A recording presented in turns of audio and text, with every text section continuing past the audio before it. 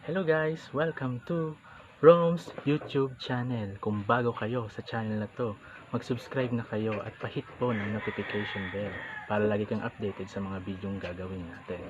Ngayon guys, ang ating topic is about sa rabbit. Paano nga ba alagaan ng rabbit? So yan po ang ating pag-aaralan sa araw na ito.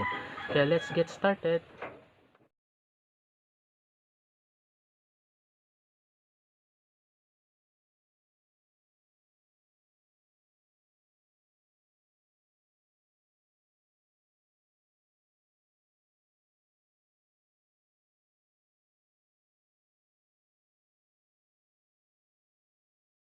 So ang koneho or rabbit is also known as bunnies or bunny rabbits are small mammals in the family of Leporidae along with the hare of the order of Lagomorpha along with the pika. So they have 305 breeds of domestic rabbits. So for me, the rabbits are one of the most wonderful creation of our Almighty God. So they deserve to have a good bunny parents and give the proper care for them. So, mga karabit, ang rabbit po ay hindi mahirap alagaan. Di po siya tulad ng ating ibang pet na may ingay. So, ang rabbit po hindi maingay. So, kaya ang ganda po niyang alagaan. At siya po ay madali rin pakainin. So, meron po tayong mga rabbits terminologies. So, yan po yung buck or sire or male, do or dam or female, kids, baby rabbits, kindling, panganak, litters, dami ng anak, at winning, pagwawalay. Yan po yung mga terminologies na ginagamit po natin sa mga rabbit. So, pag may narinig po kayong ganyan, mga newbie, so yan po yung mga terminologies. Ano nga po ba ang kinakain ng mga kuneho? So, mayroon po tayong mga commercial pellets. Nandyan po yung Band 3, GMP 3, tapos Integra 3000. So, ang kadalasan ko pong ginagamit, mga karabit, yan pong Integra 3000. Sapagkat po, nung bata pa po sila, yan na po talagang kinakain nila. At hindi mahirap hanapin. So, meron din po tayong mga gawa na po dito sa Pilipinas na mga rabbit pellet. So, mga formulated na po siya sa damo, sa mga hay. Yan, yung pellet po natin. Dito po, mayroon po tayong rabbit. Mayroon po yung grower saka for breeder. Mayroon din pong cosmopedes. May grower and breeder din po siya. So, mga karabit, kung mayroon pa po mayroon pa po kayong mga alam na mga rabbit pellets po na brand, pwede po kayo mag-comment diyan para alam din po namin kung ano-ano po yung mga rabbit pellet na mayroon na po dito sa Pilipinas. Yan. So, dito naman po tayo sa grasses and leaves. Ano po ba yung mga grasses and leaves na kinakain ng ating mga rabbit? So, nandyan po yung green napier grass at red napier grass. So, kadalasan po, ang grass na itong napier grass po ay makakuha po natin sa mga matutubig na lugar, sa ilog or sa palayan. Yan po natin madalas na kukuha ang ganyang klaseng grass po na matatangkad po sila.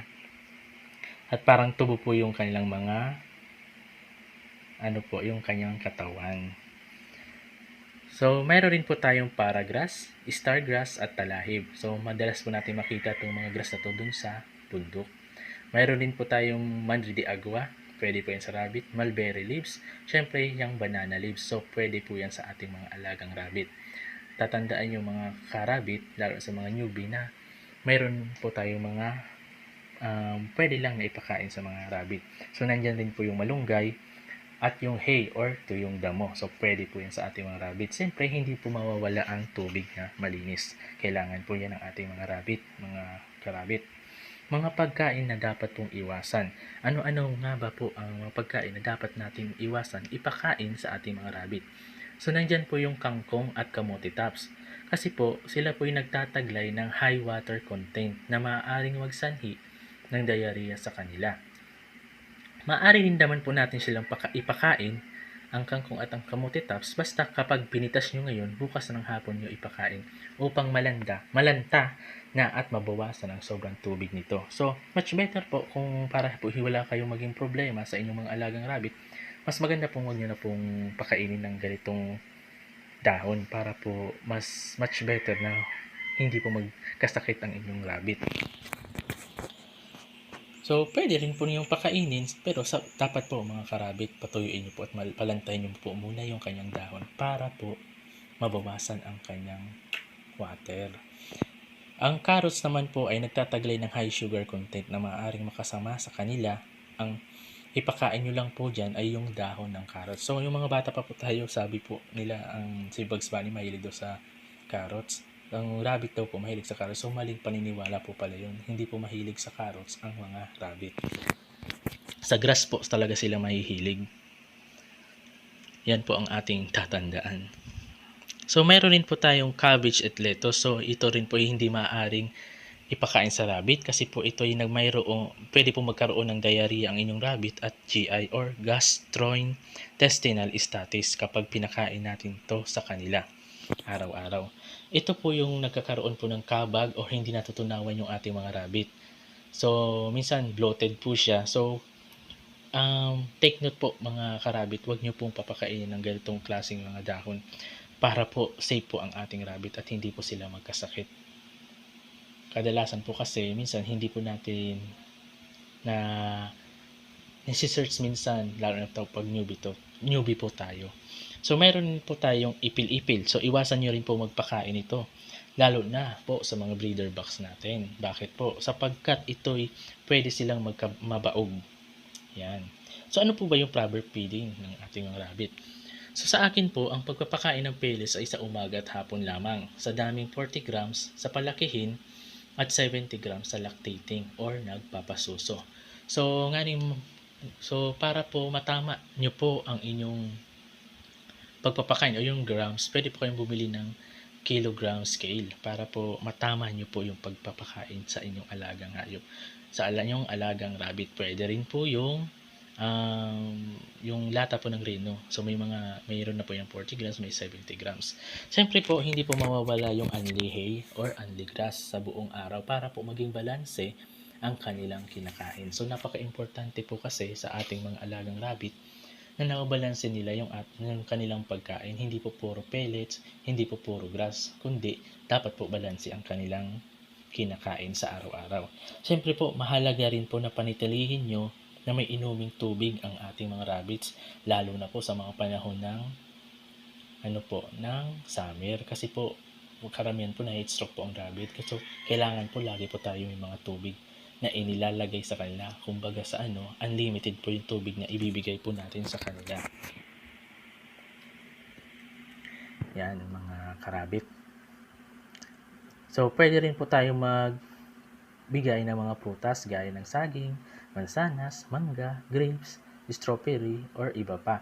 Ngunit ipigay lamang ito sa kanila at small amount lang dapat at siguraduhin natanggal ang buto nito. So, dapat treat lang po, hindi po araw-araw ang pagbibigay po natin ng mga prutas sa ating mga alagang rabbit para po hindi po magka-problema ang ating alagang rabbit. So, kasi ang iba po yan matutubig So, kailangan po, treat lang po sa kanila ang pagbibigay niyo po ng ganitong mga klaseng prutas. Mga iba-ibang klaseng prutas. So, tatandaan niyo po yan, mga newbie, mga karabit na katulad ko na mga breeders. Dapat po, maging aware po kayo sa mga kinakain ng ating mga rabbit. Lalo na po, yung mga dapat treat lang. So, ang hihi ng rabbit po kasi ay nakadepende sa kinakain nila. Kaya no need to worry kapag napansin nyo na iba ang kulay ng ihi nila. So, may mga rabbit po kasi pag nakakain ng grass, nag-iiba po yung kulay ng ihi nila. Mayroong itim, hindi po itim, pula at puti. So, no, don't worry po kasi natural po yun na nagkakaroon po ng kulay ng ihi nila dahil sa mga grass na kinakain nila. So, mayroon din po tayong mga vitamins na pwede natin ipainom sa ating mga rabbit. So, nandyan po yung probiotics. So, number 1 po ito sa akin, ang probiotics, dahil po napakaganda po ng benefits nito. Nag-i-enhance po ito ng growth, winning, and fertility rate, boosts immune system, and promotes digestive health. Improves in meat quality, taste, texture, and flavor. Significantly decrease mortality, reduce pest and internal parasite, quickly eliminates foul odor. So, ang direction for use po nito ay 1 table teaspoon to 1 liter of chlorinated water or malinis na tubig. So, ganyan lang po ang pagpapainom po natin ng probiotic. Ang probiotic po ay mabibili niyo po sa Shopee. Mayroon po yan. 350 po yata ang isa. So, kay Aloha Farm Rabbit Tree. So, mayroon din po tayo na ginagamit ko rin po na Elsebet. So, nagpiprevents po ang Elizabeth ng prevents and treats vitamins deficiency during stress condition. So, pwede po yan sa dog, sa poultry, saka sa rabbit. So, ang dosage po niyan o paggamit po niyan o direction of use, 15 drops mix po natin sa drinking water po nila. So, yan po. So, may question po dito, pinapaliguan po ba ang rabbit? So, ang sagot dyan, mga karabit, hindi po natin dapat pinapaliguan ang ating mga rabbit sapagkat maaaring magkasakit ang rabbit kapag pinaliguan. Akala natin mabuti sa kanila pero hindi natin alam isa ito sa pinakaayaw nila. Ito ay maaaring maging sanhi ng heart attack sa kanila. Maaaring punasan na lang ng basang tela at ang rabbit kasi po ay parang pusa, sanay silang maglinis ng kanilang sarili. So, domesticated animal po kasi ang rabbit. So, sanay po silang linisin ang kanilang sarili. So, dapat po iwasan nyo o wag nyo po papaliguan ang inyong rabbit para po hindi po siya mag-cause ng heart attack at mamatay po ang inyong mga rabbit. Yun, tatandaan nyo po yun mga newbie na hindi po pinapaliguan ng rabbit. Kasi po, nagkukos po yun ng heart attack sa kanila. So, sa cages naman po tayo, yung standard size po. Sa cages naman, all wired cage po dapat ang ating bibilhin. So, yung 1/2 by 1/2 inch. Tapos, ang sidings po niya, 1 by 1 inch. So, ang size po ng cage na standard na pwede ay 2 feet, 2 feet by 1 feet. So, 2 feet sa yan, 2 feet po dapat, ganyan. 2 feet po sa width, sa length, 2 feet din sa height and ay 1 feet. So, yan po ang dapat na size na ng rabbit po na, cage po ng rabbit nyo na gagawin or ipapagawa. So, ilagay ang rabbit cage sa malalim na lugar, gaya ng ilalim ng puno o igawa sila ng sariling housing upang maprotektahan sila sa init at sa ulan. So, pasensya na kayo mga karabit, medyo po nabubulol po tayo. Pasensya na po kayo. Di balik mga karabit, continuous lang po para may matutunan po kayo at maintindihan sa ating rabbit caring guide. So, anong gagawin natin pag may sintomas ng heat stroke? Karaniwang sintomas kasi ng heat stroke ay ang biglang nagsisesures, pangingisay o kaya biglang panghihina ng rabbit. Ang first aid ay punasan ng basang tela ang bandang tenga at batok o kaya naman ay ibalot ito sa tela upang mabawasan ang high temperature nito at ilagay sila sa malamig na lugar o tapatan ito ng electric fan. So, yan po yung mga basic or first aid na pwede po nating gawin pag na-heat stroke po ang ating mga rabbit. So, maglagay lang po kayo ng electric fan at punasan nyo po sa may bandang batok para po mabawasan yung temperature, yung high temperature sa kanyang katawan. So, yan. Pag nag-diarrhea naman po ang ating mga rabbit, ano po ang gagawin natin? Ang sintomas kasi ng diarrhea ay ang biglang paglambot ng dumi at malamig na tenga. Ibig sabihin yan, dehydrated na sila. So, magpakain ng dahon ng kaimito o kaya ilaga at ipainom ito. Alisin ang pellets at magpakain lamang ng hay at air-dried na grasses. Kapag ayaw uminom ay kumuha ng strain. Alisin ang needle at i-force ng ipainom sa kanila. So, yan po yung mga dapat natin gawin kung sakaling hindi na po kumakain or umiinom ang ating mga rabbit. I-force feed nyo na po sila na painumin ng gamot para po makasurvive po yung ating mga rabbit. So, tatandaan nyo po yan lalo sa mga newbie na huwag nyo pong pababayaan yung ating mga rabbit lalo na pag nag-diarrhea. So, pwede rin po tayo maglagay ng dextrose powder o kaya hydrate para hindi sila ma-dehydrate. So, ang dextrose powder po, nabibili po yan sa mga poultry o sa mga pagkain po ng mga baboy, nagtitinda ng mga pagkain ng baboy. Ang hydrate naman po ay sa mga drugstore. Mayroon po yan sa mga drugstore natin dito sa Pilipinas. Yan. Yan ang mga ginagamit ko mga karabit pag nagkakaroon ng diarrhea ang aking mga rabbit. So, kapag may mites or ano po ba ang dapat gawin? Ang nagpapahid po ko ng virgin coconut oil or VCO o pinanglangisan ng nyug o kaya cooking oil sa infected area. Yan po yung mga kadalasan kong ginagamit. Nakabili po ng BCO rin sa mga drugstore. Meron din po sila niyan, mga BCO. Yan po, pwede nyo po yung gamitin para po matanggal yung mga manggi or tinatawag nating galis sa ating mga rabbit. Pero kung wala naman po kayong mabili, wala kayong pambili, kung may tanim po kayong kakao, pwede po yun na ipahid sa infected area ng ating mga rabbit. Ang gagawin nyo lang po yun, didikdikin nyo po yung Madre de Cacao. So, meron rin pong mabisang gamot para sa mga rabbit. Ito pong Ivermectin Demguard. So, sa Shopee rin po, makakabili rin po kayo nito. 350 rin po ang isa nito. Kay Aloha Rabbit Farm. Kay Aloha Rabbit Farm po, mayroon po yung nabibili. So, ito po yung procedure niya kung paano gamitin ang Dermguard sa ating mga alagang rabbit na may mga mangge or galis. Panoorin niyo po itong video ito, mga karabit.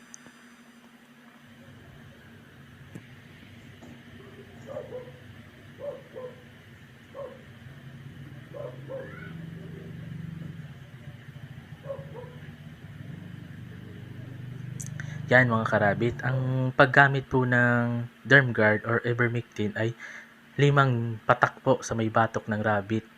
Yan po, sa 14 days po natin gagamitin or gagawin. 14 days nyo pong gagamutin ang inyong mga rabbit ng 5 patak dito sa kanyang batok para po mawala yung kanyang manggi or galis. Kapag ayaw na pong gumaling ay maaari na po tayo magpainom ng Ivermectin powder o kaya mag-inject ng Ivermectin. Pero consult po muna sa expert para sa proper dosage ng gamot na ito. So yan po, mayroon din po yung nabibilin sa mga poultry or sa mga kainan po, pagkain po ng mga baboy. Sa mga pellet po na pagkain ng baboy, mayroon po mga nabibili ng ganyan sa mga poultry store.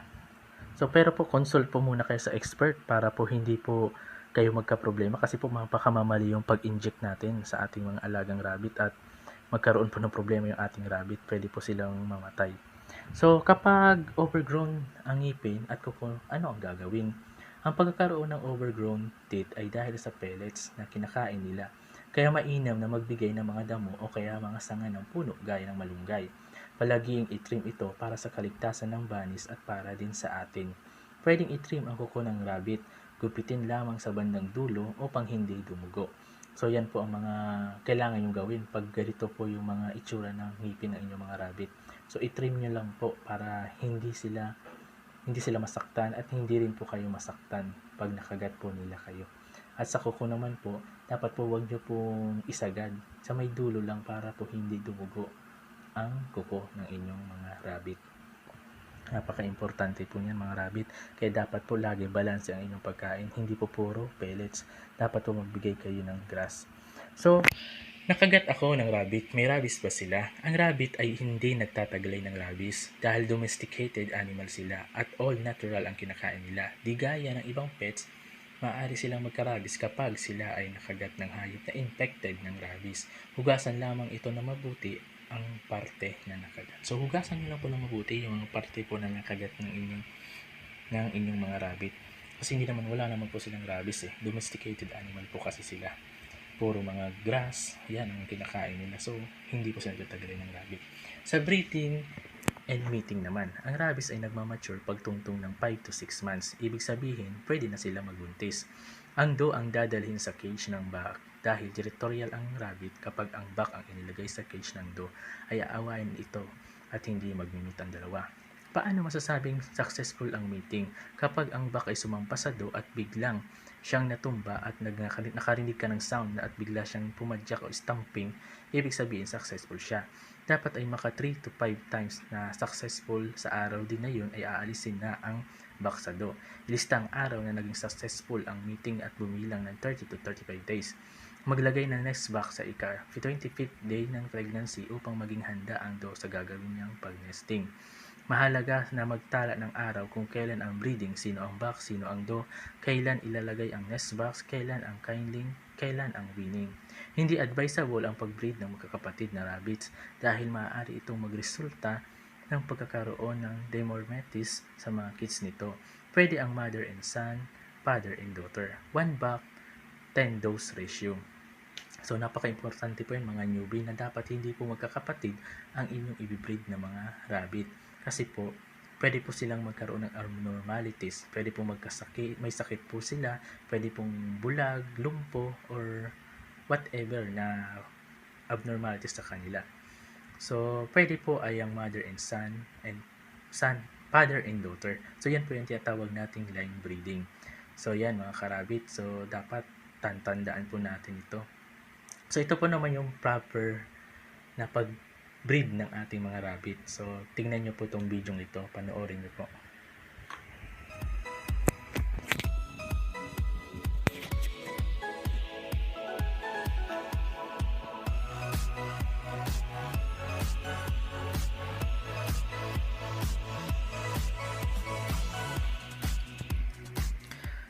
So ganyan mga karabit, pag natumba po yung back, ibig sabihin successful po yan. Dapat po 3 to 5 times po siya na magkaganyan or para maging successful po yung breeding nila.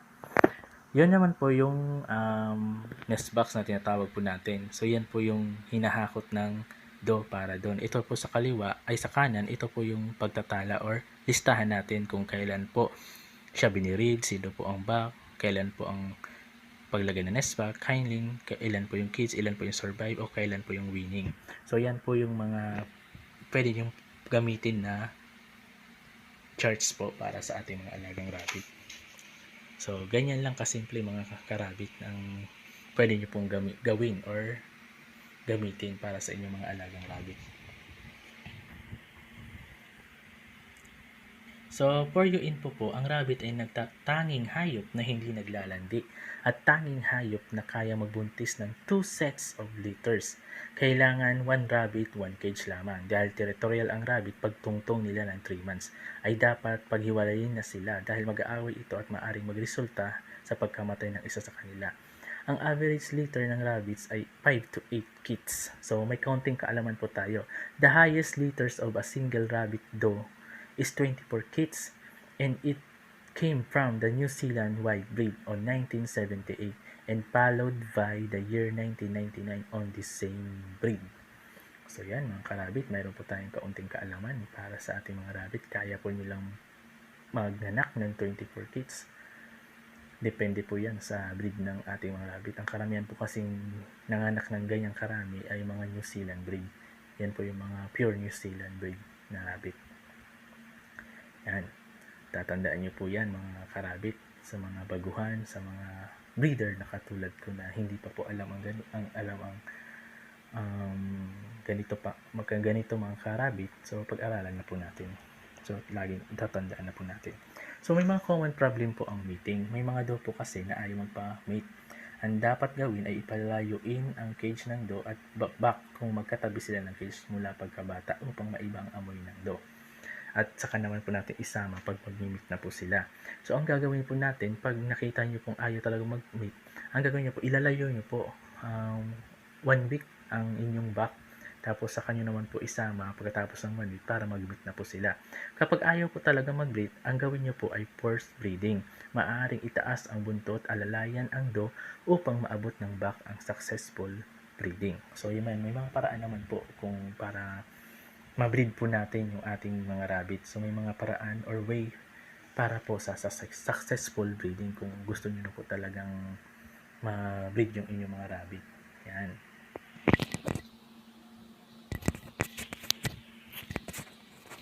So, pregnancy and newly born care. Ang ideal weight na para mabuntis ang rabbit ay nasa 2.5 to 2 kilos lamang. Depende sa breed gaya ng New Zealand. Ang rabbit ay nagbubuntis lamang sa loob ng 30 to 35 days. Ang rabbit ay magsisimulang magbunot ng fur at maghakot ng mga damo sa next box sa ika-28 or 30 days of pregnancy nila. Ang rabbit ay ipinanganak ng walang mga fur, balahibo. Nagsisimula lamang itong tumubo sa loob ng 3 to 5 days. Kapag nakaalis ng nest box ang kids, himasin lamang ang do upang lumipat sa kamay natin ang amoy ng do at ibalik na natin ang kids. Dahil nasanay na or domesticated na sa atin ang rabbit, kahit hawakan natin ang kids nila ay okay lang. Hindi naman nila i-abandon ito, pero practice pa din natin yung paghimas muna bago hawakan upang makasiguro tayo. Ang kids ay maaari nang kumain pagtungtong nila sa edad na 2 weeks. Hayaan lamang sila na kumain kasalo ang kanilang mga nanay. So, ganyan lang mga karabit kasimple ang pag-aalaga lalo na sa mga bago o newly born na mga rabbit or mga kids.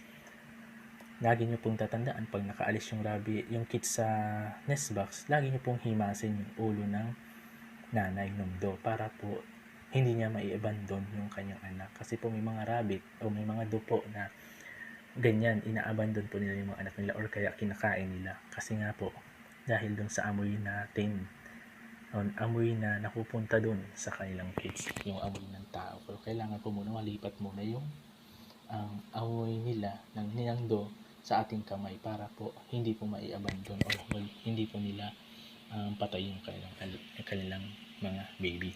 Take note, huwag maglagay ng damo sa loob ng nest box. Ilagay lamang ito sa tabi at hayaan ayusin at hakutin ng do sa kanyang nest box kasi mamas knows best. So common problem, may mga do na hindi nanganganak sa nest box kaya bago ilipat ang cage ay himasin mo mabuti ang do para malipat ang amoy ng do sa kamay natin. May mga do na hindi nagnesting at nagbubunot ng pair. Maaaring magupit ng paper cuttings at mga hay at ilagay sa nest box para mainitan ang mga cage. May mga do na ayaw magpadede ng cage. Maaaring i-force feed in ang cage, gawin lamang na hawakan ng do habang nasa nest box upang makadede ang mga cage ng maayos. Malalaman na nakadede ang cage kapag malaki ang tiyan at may puti sa loob nito. So yan mga karabit, ang dapat natin gawin kung may mga case na ganun. May mga do na mahina o walang gatas. Magpakain ng malunggay at tamang dami ng pellets at sapat na tubig. Siguraduhin tahimik at malayo sa mga predators ang mga cage upang maiwasan ang pagkain ng mga do sa cage dahil ang rabies ay overprotected. Kapag may danger sa paligid, inuunahan na nilang kainin yung kids nila bago pakainin ng ibang predators. Sa loob lamang ng 30 to 35 days ay pwede nang iwalay ang kids. Para practice po natin ang 70 days cycle, 30 days sa pregnancy, 30 days sa lactating, at 10 days na pahinga. Then breed naman natin po siya ulit. So yan po, dapat po mayroon po tayong 70 days cycle sa pag-breed para po hindi naman mapagod yung rabbit natin, lalo na po yung mga dog po natin na rabbit. So yan, practicein po natin yan mga karabit, mga newbie, mga breeders na tulad ko, na tulad natin.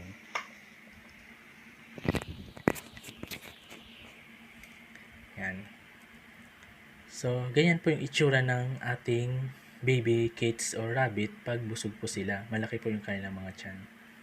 So, ito naman po yung sasabi po natin, rabbit life cycle. So, breeding, so 14th day, palpation, 30th day, kindling, 60th day, weaning, 10 days race, 10 days rest, and then breeding naman po ulit. Breed naman po tayo ulit. So, yan po yung 70 days cycle, rabbit life cycle ng ating mga rabbit. So, yan po yung mga cycle para po hindi po tabikol, hindi malanog yung ating mga rabbit.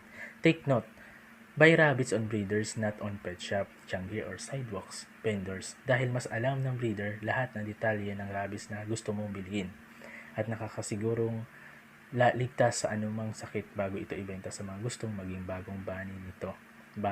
Bagong bunny parents. Research muna bago mag-alaga ng rabbits para maibigay natin sa kanila ang tamang pag-aalaga sa kanila at ugaliing magbasa at i-apply ang mga natutunan upang sa ganun ay natutunan mo kapag isa ka ng bunny parents. So yan, lagi nyo po namin sinasabi na much better kung bumili po kayo sa mga breeders kaysa po sa mga pet shop or changi o sidewalks vendors. Kasi po, mas alam po ng breeders ang mga detalye, mas alam po nila kung anong klaseng breed ang kanilang mga rabbit at kung malusog ba o hindi ang kanilang mga rabbit. So yan mga karabit, maraming salamat. So everyone naman po pwede niyo pong i-share ang aking rabbit caring guide.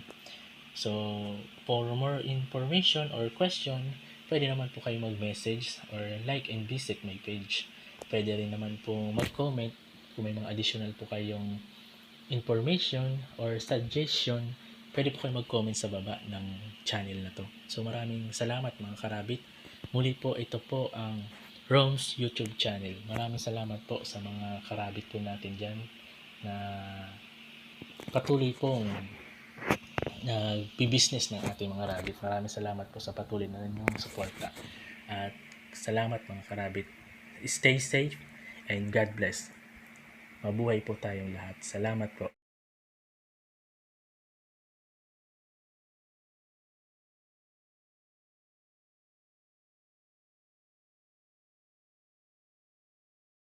Hello guys, welcome to Rome's YouTube channel. Kung bago kayo sa channel na to, mag-subscribe na kayo at pahit po ng notification bell para lagi kang updated sa mga videong gagawin natin. Ngayon guys, ang ating topic is about sa rabbit. Paano nga ba alagaan ng rabbit? So yan po ang ating pag-aaralan sa araw na ito. Kaya let's get started!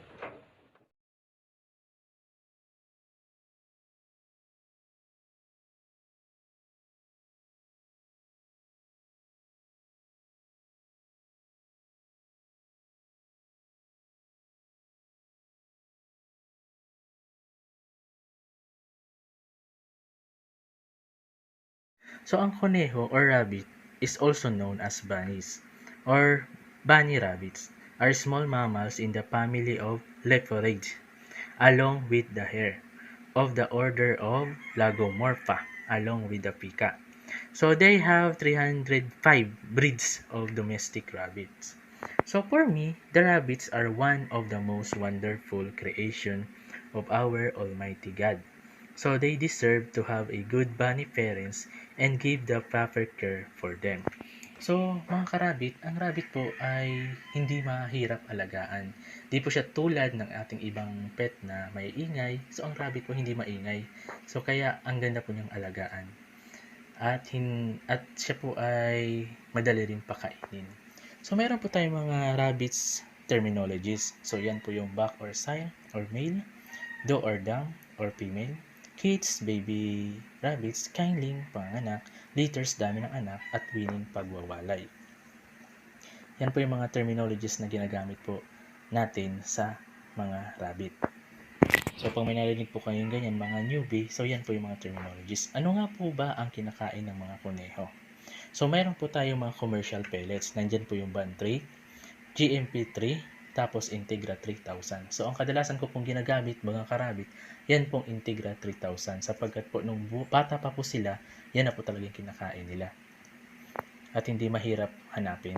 So, meron din po tayong mga gawa na po dito sa Pilipinas na mga rabbit pellet. So, mga formulated na po siya sa damo, sa mga hay. Yan, yung pellet po natin. Dito po, mayroon po tayong rabbit.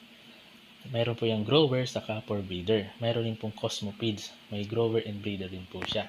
So, mga karabit, kung mayroon pa po mayroon pa po kayong mga alam na mga rabbit pellets po na brand, pwede po kayo mag-comment diyan para alam din po namin kung ano-ano po yung mga rabbit pellet na mayroon na po dito sa Pilipinas. Yan. So, dito naman po tayo sa grasses and leaves. Ano po ba yung mga grasses and leaves na kinakain ng ating mga rabbit? So, nandyan po yung green napier grass at red napier grass. So, kadalasan po, ang grass na itong napier grass po ay makukuha po natin sa mga matutubig na lugar, sa ilog or sa palayan. Diyan po natin madalas na kukuha ang ganyang klaseng grass po na matatangkad po sila. At parang tubo po yung kanilang mga yung kanyang katawan. So, mayroon rin po tayong paragrass, stargrass at talahib. So, madalas po natin makita itong mga grass na to dun sa bundok. Mayroon din po tayong Madre de Agua, pwede po yan sa rabbit, mulberry leaves, syempre yung banana leaves. So, pwede po yan sa ating mga alagang rabbit. Tatandaan yung mga karabit, lalo sa mga newbie na mayroon po tayong mga pwede lang na ipakain sa mga rabbit. So, nandyan din po yung malunggay, at yung hay or tuyong damo. So, pwede po yan sa ating mga rabbit. Siyempre, hindi po mawawala ang tubig na malinis. Kailangan po yan ng ating mga rabbit, mga karabit. Mga pagkain na dapat pong iwasan. Ano-ano nga ba po ang mga pagkain na dapat nating iwasan, ipakain sa ating mga rabbit? So, nandyan po yung kangkong at kamote tops.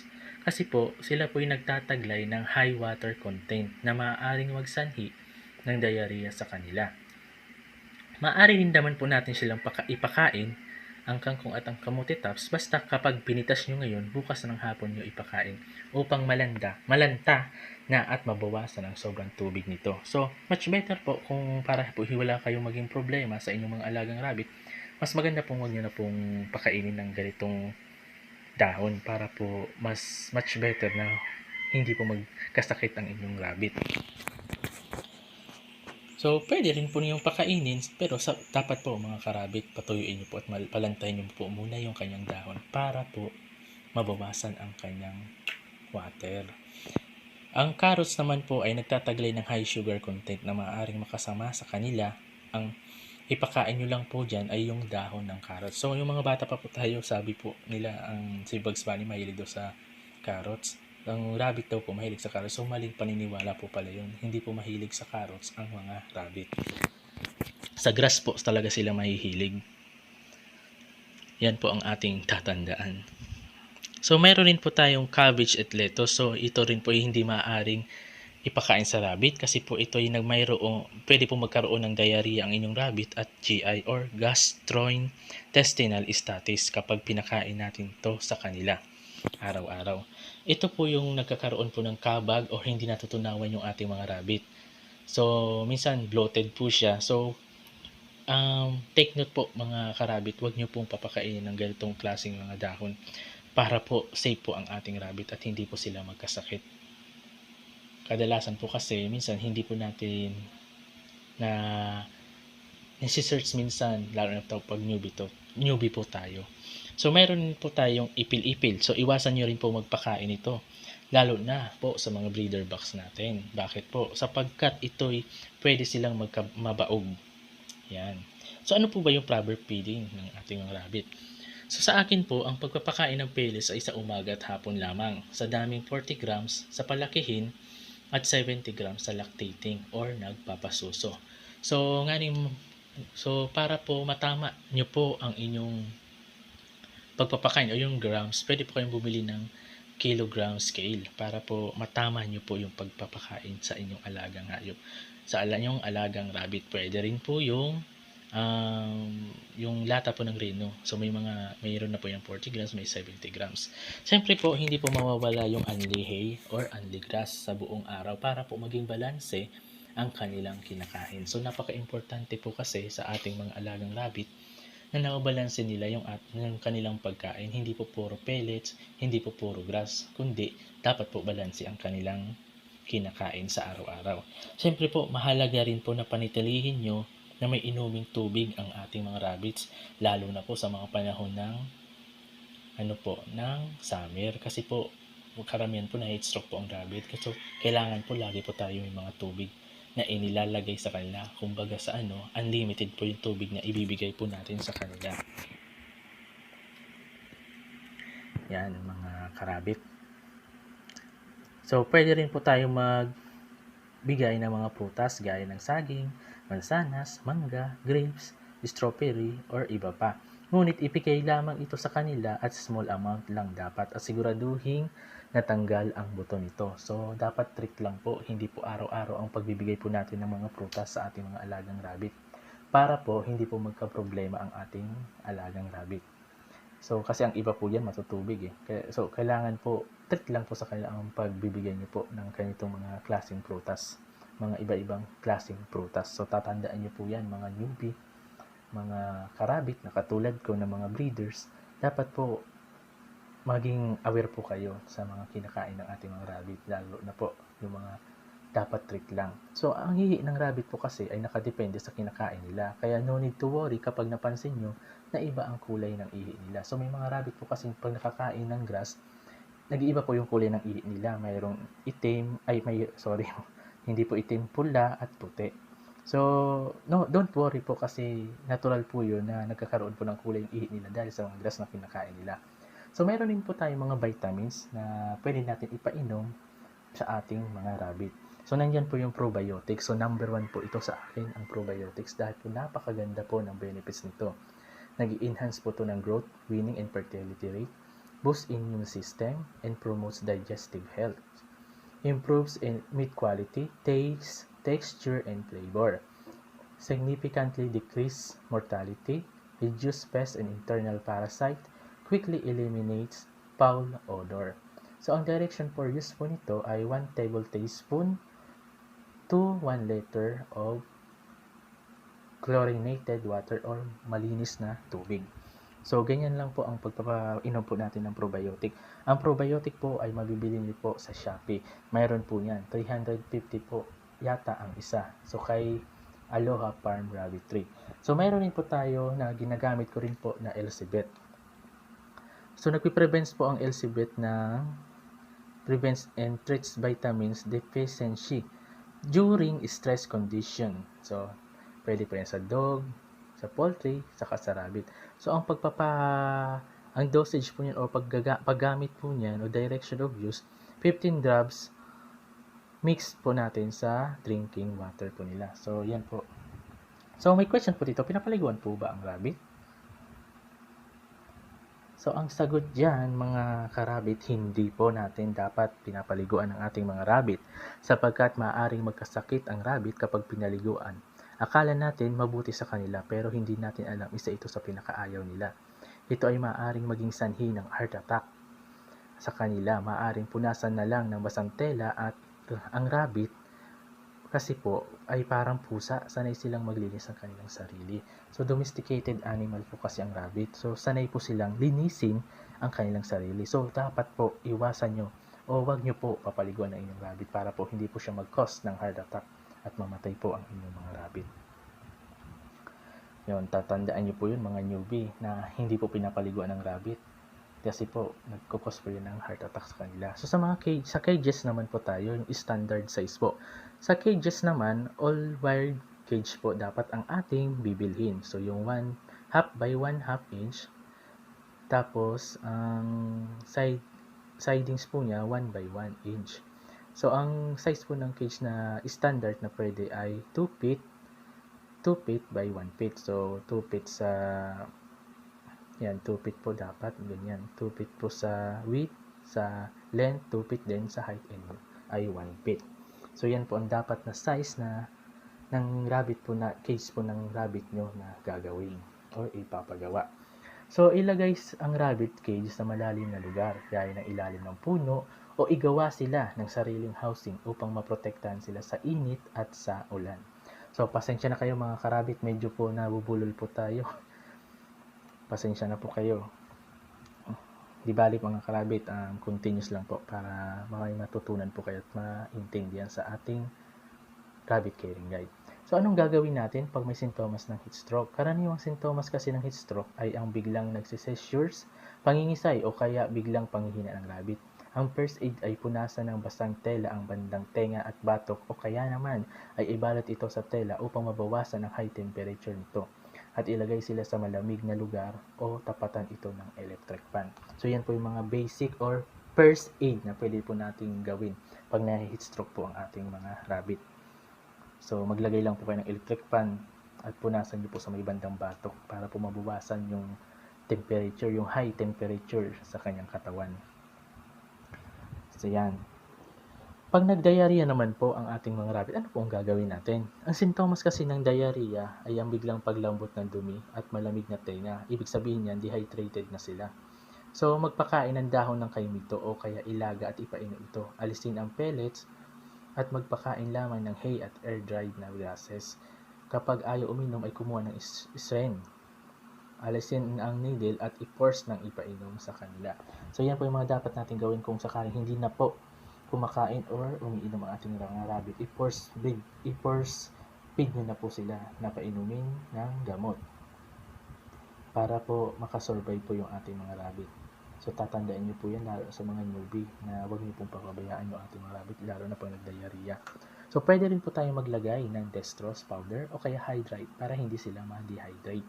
So ang dextrose powder po, nabibili po yan sa mga poultry o sa mga pagkain po ng mga baboy, nagtitinda ng mga pagkain ng baboy. Ang hydrate naman po ay sa mga drugstore. Mayroon po yan sa mga drugstore natin dito sa Pilipinas. Yan. Yan ang mga ginagamit ko mga karabit pag nagkakaroon ng diarrhea ang aking mga rabbit. So kapag may mites or ano po ba ang dapat gawin? Ang nagpapahid po ako ng virgin coconut oil or VCO o pinanglangisan ng nyug o kaya cooking oil sa infected area. Yan po yung mga kadalasan kong ginagamit. Nakabili po ng BCO rin sa mga drugstore. Meron din po sila niyan mga BCO. Yan po, pwede nyo po yung gamitin para po matanggal yung mga manggi or tinatawag natin galis sa ating mga rabbit. Pero kung wala naman po kayong mabili, wala kayong pambili, kung may tanim po kayong madidi kakao, pwede po yun na ipahid sa infected area ng ating mga rabbit. Ang gagawin nyo lang po yun, didikdikin nyo po yung Madre de Cacao. So meron rin pong mabisang gamot para sa mga rabbit. Ito pong Ivermectin Demgard. So sa Shopee rin po, makakabili rin po kayo nito. 350 rin po ang isa nito. Kay Aloha Farm Rabbit Farm. Kay Aloha Rabbit Farm po, mayroon po yung nabibili. So ito po yung procedure niya kung paano gamitin ang Dermguard sa ating mga alagang rabbit na may mga mangge or galis. Panoorin niyo po itong video ito, mga karabit.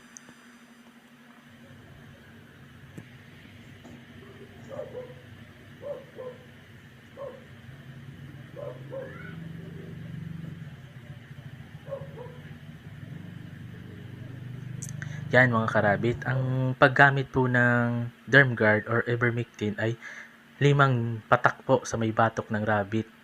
Yan po, sa 14 days po natin gagamitin or gagawin. 14 days nyo pong gagamutin ang inyong mga rabbit ng 5 patak dito sa kanyang batok para po mawala yung kanyang manggi or galis. Kapag ayaw na pong gumaling ay maaari na po tayo magpainom ng Ivermectin powder o kaya mag-inject ng Ivermectin. Pero consult po muna sa expert para sa proper dosage ng gamot na ito. So yan po, mayroon din po yung nabibilin sa mga poultry or sa mga kainan po, pagkain po ng mga baboy. Sa mga pellet po na pagkain ng baboy, mayroon po mga nabibili ng ganyan sa mga poultry store.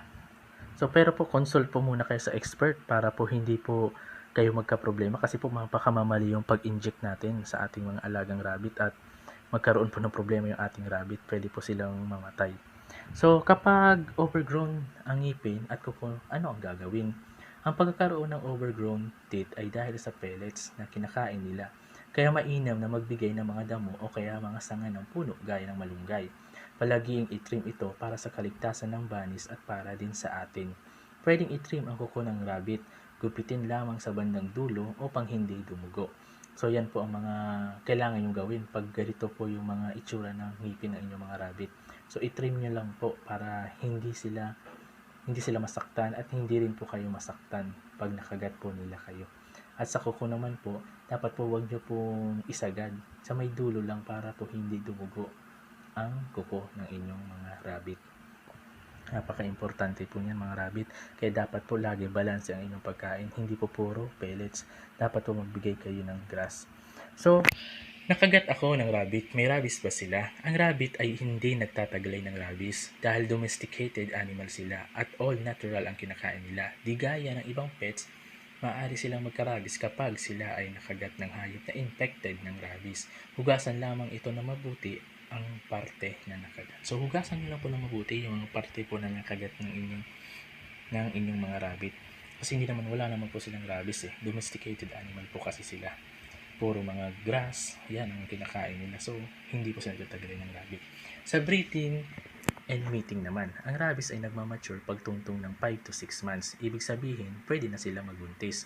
Ang doe ang dadalhin sa cage ng buck dahil territorial ang rabbit. Kapag ang buck ang inilagay sa cage ng doe, ay aawayin ito at hindi magmimit ang dalawa.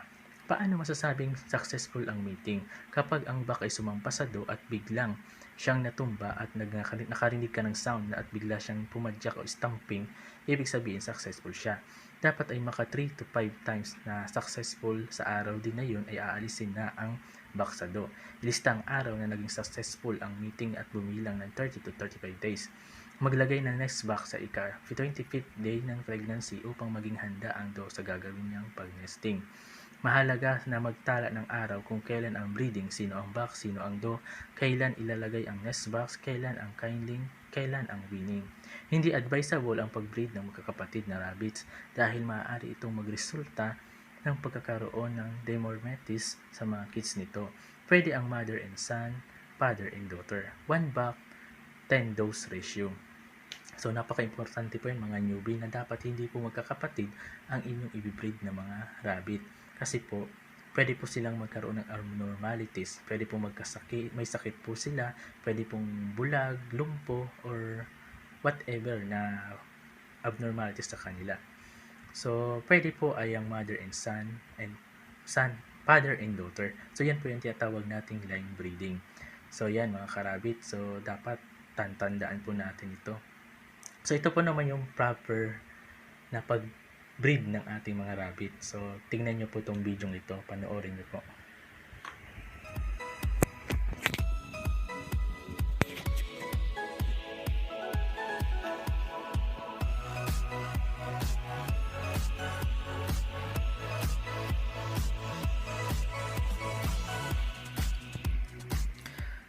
So, ganyan mga karabit. Pag natumba po yung back, ibig sabihin successful po yan. Dapat po 3 to 5 times po siya na magkaganyan or para maging successful po yung breeding nila. Yun naman po yung nest box na tinatawag po natin. So, yan po yung hinahakot ng do para doon. Ito po sa kaliwa, ay sa kanan, ito po yung pagtatala or listahan natin kung kailan po siya biniread, sino po ang back, kailan po ang paglagay ng nest bag, kindling, ilan po yung kids, ilan po yung survive, o kailan po yung winning. So, yan po yung mga pwede yung gamitin na charts po para sa ating mga alagang rabbit. So, ganyan lang kasimple mga karabit ang pwede nyo pong gawin or gamitin para sa inyong mga alagang rabbit. So, for your info po, ang rabbit ay nagtatanging hayop na hindi naglalandi at tanging hayop na kaya magbuntis ng 2 sets of litters. Kailangan 1 rabbit, 1 cage lamang. Dahil territorial ang rabbit, pagtungtong nila ng 3 months, ay dapat paghiwalayin na sila dahil mag-aaway ito at maaring magresulta sa pagkamatay ng isa sa kanila. Ang average litter ng rabbits ay 5 to 8 kits. So, may kaunting kaalaman po tayo. The highest litters of a single rabbit doe is 24 kits, and it came from the New Zealand White breed on 1978 and followed by the year 1999 on the same breed. So yan mga karabit, mayroon po tayong kaunting kaalaman para sa ating mga rabbit. Kaya po nilang magnanak ng 24 kits.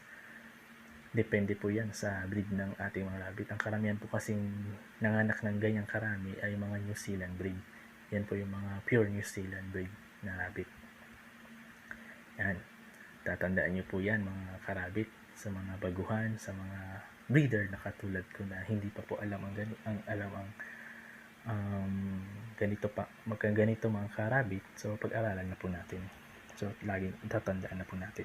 So, may mga common problem po ang mating. May mga do po kasi na ayaw magpa-mate. Ang dapat gawin ay ipalayuin ang cage ng do at back kung magkatabi sila ng cage mula pagkabata upang maiba ang amoy ng do.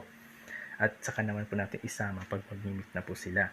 So, ang gagawin po natin, pag nakita nyo pong ayaw talaga mag-meet, ang gagawin nyo po, ilalayo nyo po 1 week ang inyong back.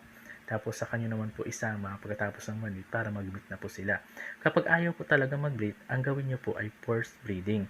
Maaaring itaas ang buntot, alalayan ang do upang maabot ng back ang successful breeding. So, yun, may mga paraan naman po kung para ma-breed po natin yung ating mga rabbit. So, may mga paraan or way para po sa successful breeding kung gusto niyo na po talagang ma-breed yung inyong mga rabbit. Yan.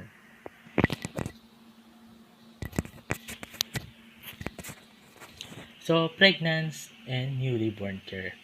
Ang ideal weight na para mabuntis ang rabbit ay nasa 2.5 to 2 kilos lamang. Depende sa breed gaya ng New Zealand. Ang rabbit ay nagbubuntis lamang sa loob ng 30 to 35 days. Ang rabbit ay magsisimulang magbunot ng fur at maghakot ng mga damo sa next box sa ika-28 or 30 days of pregnancy nila. Ang rabbit ay ipinanganak ng walang mga fur, balahibo. Nagsisimula lamang itong tumubo sa loob ng 3 to 5 days. Kapag nakaalis ng nest box ang kids, himasin lamang ang do upang lumipat sa kamay natin ang amoy ng do at ibalik na natin ang kids. Dahil nasanay na or domesticated na sa atin ang rabbit, kahit hawakan natin ang kids nila ay okay lang. Hindi naman nila i-abandon ito, pero practice pa din natin yung paghimas muna bago hawakan upang makasiguro tayo. Ang kids ay maaari nang kumain pagtungtong nila sa edad na 2 weeks. Hayaan lamang sila na kumain kasalo ang kanilang mga nanay. So, ganyan lang mga karabit kasimple ang pag-aalaga lalo na sa mga bago o newly born na mga rabbit or mga kids. Lagi nyo pong tatandaan pag nakaalis yung rabbit, yung kids sa nest box, lagi nyo pong himasin yung ulo ng nanay ng do para po hindi niya mai-abandon yung kanyang anak. Kasi po may mga rabbit o may mga do po na ganyan, inaabandon po nila yung mga anak nila or kaya kinakain nila. Kasi nga po, dahil dun sa amoy natin, amoy na napupunta dun sa kanilang kids, yung amoy ng tao. Pero kailangan po muna malipat muna yung amoy nila ng ninangdo sa ating kamay para po hindi po maiabandon or hindi po nila patay yung kanilang mga baby. Take note, huwag maglagay ng damo sa loob ng nest box. Ilagay lamang ito sa tabi at hayaan ayusin at hakutin ng do sa kanyang nest box kasi mamas knows best. So common problem, may mga do na hindi nanganganak sa nest box kaya bago ilipat ang cage ay himasin mo mabuti ang do para malipat ang amoy ng do sa kamay natin. May mga do na hindi nagnesting at nagbubunot ng pair. Maaaring magupit ng paper cuttings at mga hay at ilagay sa nest box para mainitan ang mga cage. May mga do na ayaw magpadede ng cage. Maaaring i-force feed in ang cage, gawin lamang na hawakan ng do habang nasa nest box upang makadede ang mga cage ng maayos. Malalaman na nakadede ang cage kapag malaki ang tiyan at may puti sa loob nito. So yan mga karabit, ang dapat natin gawin kung may mga case na ganun. May mga do na mahina o walang gatas. Magpakain ng malunggay at tamang dami ng pellets at sapat na tubig. Siguraduhin tahimik at malayo sa mga predators ang mga cage upang maiwasan ang pagkain ng mga do sa cage dahil ang rabies ay overprotected. Kapag may danger sa paligid, inuunahan na nilang kainin yung kids nila bago pakainin ng ibang predators. Sa loob lamang ng 30 to 35 days ay pwede nang iwalay ang kids. Para practice po natin ang 70 days cycle, 30 days sa pregnancy, 30 days sa lactating, at 10 days na pahinga. Then breed naman natin po siya ulit. So yan po, dapat po mayroon po tayong 70 days cycle sa pag-breed para po hindi naman mapagod yung rabbit natin, lalo na po yung mga dog natin na rabbit. So yan, practicein po natin yan mga karabit, mga newbie, mga breeders na tulad ko, na tulad natin.